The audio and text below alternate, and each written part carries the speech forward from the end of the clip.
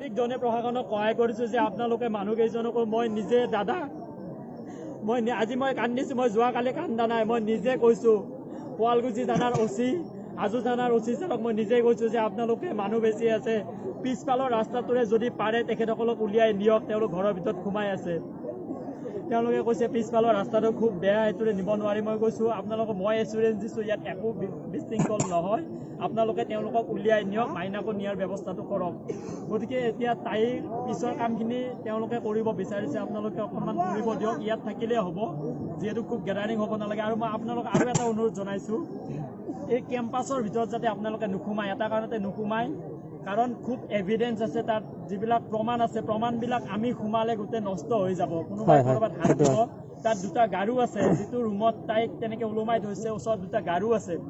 মই SDC বাইদেউক কৈছোঁ যে আপুনি গাৰু দুটা চিজ কৰিব ফৰেঞ্চিকৰ দ্বাৰা। আমি যদি এতিয়া তাত সোমাওঁ, সেই গোটেই প্ৰমাণবিলাক নষ্ট হৈ যাব। আপোনালোকৰ হাতৰ চাপ, আপোনালোকৰ ভৰিৰ চাপেৰে গোটেই মূল কালপ্ৰিটবিলাকৰ এভিডেঞ্চবিলাক নোহোৱা হৈ যাব। গতিকে আপোনালোকে ইয়াৰ পৰা সোমাব নালাগে, ইয়াতে থাকক। আপোনালোকে যিখিনি সহায় কৰিছে বহুত বহুত ধন্যবাদ। কিন্তু পিছত যাতে কেছটো যাতে আপোনালোকে গোটেই ওপৰ মহলালৈকে নিয়ে। তাইক মই আপোনালোকক জনাওঁ, মাৰি মাৰি হত্যা কৰিছে। তাইৰ আনকি লেট্ৰিন ওলাই গৈছে। পষ্টমৰ্টেম যেতিয়া নিছে ইয়াত দেখা পোৱা হোৱা নাছিল, যেতিয়া কাপোৰ খুলি দিছে লেট্ৰিন ওলোৱা অৱস্থাত আছে। এটা কাৰণতে আছে যে তাইক খুব মাৰি মাৰি হত্যা কৰিছে, নাকেৰে শিঙুৰ ওলাই আছে, তাৰমানে তাই কান্দিছে। তাতকৈ ডাঙৰ কথা, 5 মহীয়া গৰ্ভত থকা যিটো ল'ৰা সন্তান, আপোনালোকে বিশ্বাস কৰক, গাৰু দুটাৰে যেতিয়া মুখত সোপা দিছে তাইক, বেবীটোৱে কিমান কষ্ট পাইছে ভিতৰত। মাকৰ যেতিয়া উশাহটো বন্ধ হৈ গৈছে, বেবীটোৱে ভিতৰত চটফটাইছে। ল'ৰা সন্তানটোকো সিহঁতে হত্যা কৰিছে। আপোনালোকক অনুৰোধ জনাইছোঁ, আপোনালোকে একো বিশৃংখল পৰিৱেশ নকৰিব। প্ৰশাসনৰ মানুহ আছে, তেওঁলোক থাকক, আপোনালোকে একো বিশৃংখল পৰিৱেশ সৃষ্টি নকৰিব। কাৰণ আমি ইয়াৰ নহয়, হাজো পাঁচগাঁও, গোটেই হাজো দমদমা অঞ্চল ইয়াতে আহিছে। আপোনালোকে মোক চাই কিনে কওক, কিছুদাক চাই কিনে কওক, আপোনালোকেতো চবৰে মই দাদা, কিছুদা সৰুজনো মোক দাদা বুলি মাতে, বহুত ডাঙৰ মানুহে মোক দাদা বুলি মাতে, কিছুদা বুলি মাতে। মই কওঁ আপুনিও কিছুদা নুবুলিব। কৈছে যে আপোনাৰ নামটো এটা ব্ৰেণ্ড হৈ গৈছে কিছুদা, আপোনাৰ নামটো এটা ব্ৰেণ্ড। মই আপোনাক কিছুদা হিচাপত কৈছোঁ আপোনালোকে বিশৃংখল একো নকৰিব, ইয়াতে থাকক। তেখেতসকলে মাইনাৰ শেষৰ কামখিনি কৰিব বিচাৰিছে, এইখিনি কৰক। আৰু আমি ভিতৰত সোমালে গোটেই পৰিৱেশটোৱে বিশৃংখল হৈ যাব, আমি পিছত একো ধৰিব নোৱাৰিম, ফৰেঞ্চিকৰ একোতে ধৰিব নোৱাৰিম। গতিকে আপোনালোক ইয়াতে থাকক, SDC বাইদেউ আছে, তেওঁলোকৰ কামখিনি কৰিব দিয়ক। আপোনালোকে একো বিশৃংখল পৰিৱেশৰ সৃষ্টি নকৰিব।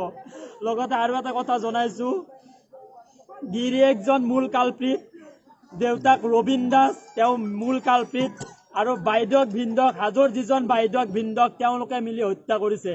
তেওঁলোকে এটা কাৰণতে হত্যা কৰিছে, তেওঁলোকৰ 8 বছৰ হ'ল বিয়া হ'ব, তেওঁলোকৰ সন্তান নাই। তেওঁলোকে তাতে থকা, ইয়াত হাজোত থকা, ইয়াত থকা একে তলাটো মাৰি কিনে গুচি আহে, ইয়াত মেক্সিটো পিন্ধি কিনে।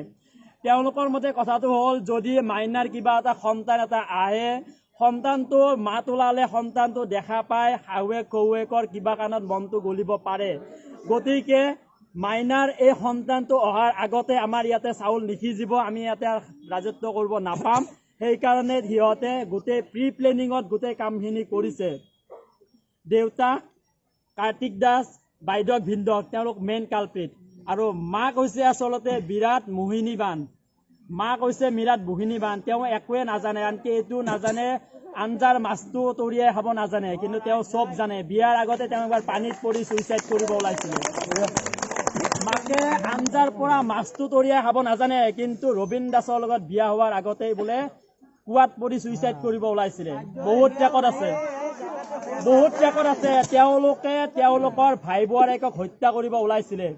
তেখেতসকলে মহিলাগৰাকীয়ে পলাই গৈ কিনে সাৰিছে। আমাৰ মাইনা অলপ দুৰ্বল, এটাই দুৰ্বল, তাই কথা বেছি নকয়, আৰু কিবা কৰিলেও মাৰিলেও একো নকয়। তাই এইটো কথাও নাজানিলে যে তাইক মাৰি পেলাব, তাই সেইটো কথাও অনুমান কৰিব নোৱাৰিলে। তাইক মাৰি মাৰি কিনে মৰিয়াইছে সিহঁতে যোৱা 2 মাহ ধৰি। আৰু এটা কথা, যোৱা 2 মাহ আগতে মামাহঁতৰ ঘৰত গৈছে শেষবাৰৰ কাৰণে, ইয়াতে চিৰিহাটীত হেমন্ত কলিতাৰ ঘৰত।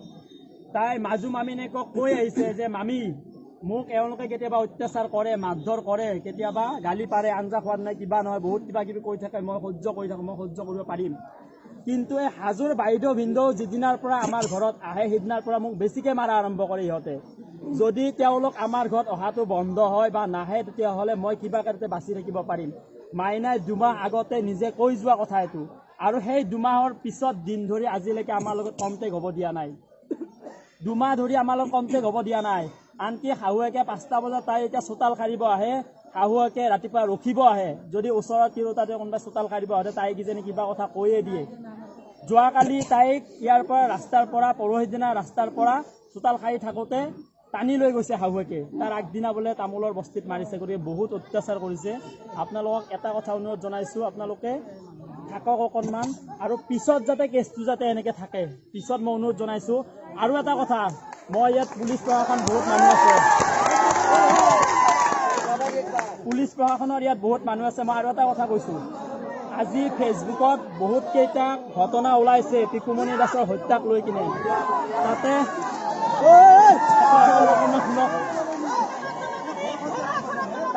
তাতে মই দেখা পাইছোঁ, মই দিনত চাইছোঁ, ইয়াত যদি প্ৰশাসনৰ মানুহ আছে মই কৈছোঁ, SDC বাইদেউ যদি আছে, SDC বাইদেউ বা যদি প্ৰশাসনৰ মানুহ আছে যদি মই কৈছোঁ, SDC বাইদেউ যদি আছে আপোনালোকে শুনিব, বাইদেউ আপুনি শুনিব। ফেচবুকত বহুতে পোষ্ট দিছে যে এই ঘটনাটোক লৈ কিনে পোষ্ট দিছে, মাৰিছে, কিবা কৰিছে। তাতে মই 2-3টা তলত কমেণ্ট অকণমান শুনক,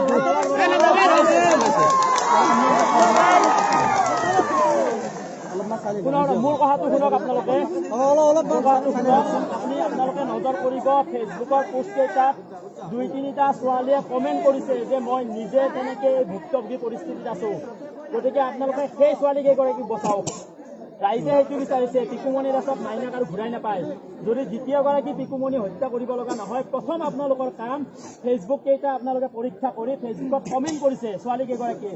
মই অলপ আগতে চাইছোঁ 2জনী নে 3জনী ছোৱালীয়ে কমেণ্ট কৰিছে যে মই নিজে অত্যাচাৰ হৈ আছোঁ। অপেন কৰিছে কমেণ্ট, অপেন কমেণ্ট লিখিছে যে মই নিজে তেনেকুৱা অত্যাচাৰ পাই আছোঁ। আপুনি মই কৈছোঁ, আপুনি চাইছোঁ কৈছোঁ ফেচবুক পেজত ছাৰ যিকেইটা বহুতেই মানে বস্তু শ্বেয়াৰ কৰিছে, কিন্তু 2জনী নে 3জনী ছোৱালীয়ে কৈছে যে মই নিজে তেনেকৈ পৰিস্থিতিত ভুক্তভোগী হৈ আছোঁ। যদি দ্বিতীয়গৰাকী পিকুমণিৰ হত্যা হ'ব লগা নহয়, তেতিয়াহ'লে সেই প্ৰথম 3জনী ছোৱালীক আপোনালোকে বচাওক।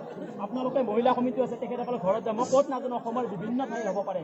ফেচবুকত লিখা কথা, কিন্তু 3জনী ছোৱালীয়ে লিখিছে যে মই নিজে সেই পৰিস্থিতিত পৰি আছোঁ, আপোনালোকে আমাক বচাওক। গতিকে আপোনালোকক অনুৰোধ জনাইছোঁ, আপোনালোকে এখেতসকলৰ নহয় আচলতে কামখিনি কৰিব দিয়ক, কোনো ধৰণৰ বিশৃংখল পৰিৱেশৰ সৃষ্টি নকৰিব, আৰু কামখিনি সুকলমে সমাধা হ'ব দিয়ক, যাতে পিছৰ পৰিস্থিতিটো ইয়াৰ এভিডেঞ্চখিনি ডেষ্ট্ৰয় নষ্ট হৈ নাযায়। আমি যাতে ফৰেনচিকৰ মানুহে যাতে পিছত সেই গানকেইটা, সেই হস্পিটাল বা সেই ৰুমকেইটাত যাতে অসুবিধা নহয়, তেওঁলোকে ৰুমকেইটা লগ কৰিব পুলিচ প্ৰশাসনে। গতিকে আপোনালোকে মই অনুৰোধ জনাইছোঁ, কিছুদা হিচাপ কৈছোঁ, আপোনালোকৰ মৰমৰ কিছুদা হিচাপত অনুৰোধ জনাইছোঁ, আপোনালোকে একো বিশৃংখল পৰিৱেশ নকৰিব। আপোনালোকৰ কালিৰ পৰা আপোনালোকে আহক, থানাত আহক, য'ত আহক, আপোনালোকে ময়ো সহযোগ কৰিম। আপোনালোকে য'তে প্ৰেছাৰাইজ কৰিব লাগে, আমাৰ ফলত একো ক'ব নালাগে, ঘটনাটো উচিত সিদ্ধান্ত